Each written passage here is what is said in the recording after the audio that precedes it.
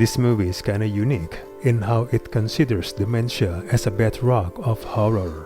On paper, it was no doubt a promising concept.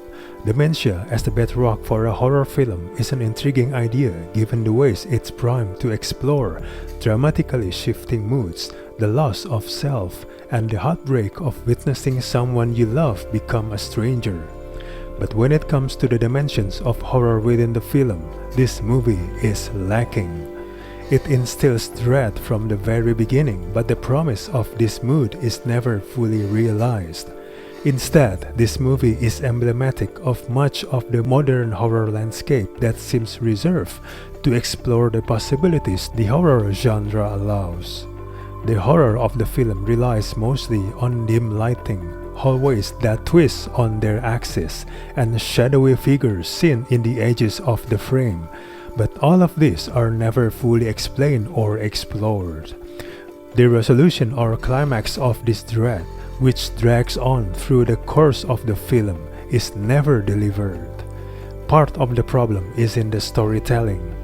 The movie involves some sort of evil presence and a creepy old house that was on the premises when Kay's family moved in, but this information is revealed in such a dreary and confusing manner that makes it harder to figure out what you're watching. The mood that is created by the creepy imagery and sound design doesn't necessarily help with the storytelling.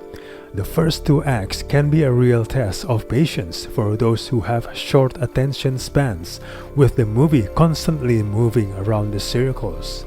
The uncertain nature of the story also poses another problem here. As much as the director wants the movie to be heavily packed with metaphors, it's hard to justify these characters' emotional struggles or whatever they have been through.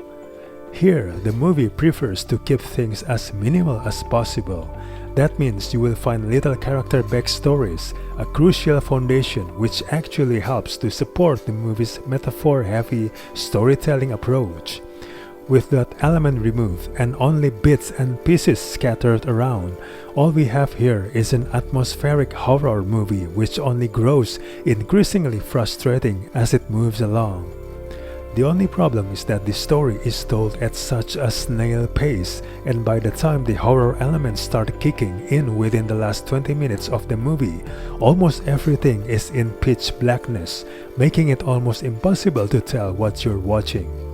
When the film finally makes overtures of outright horror, it flounders, falling short of the depth and perception of its dramatic stakes.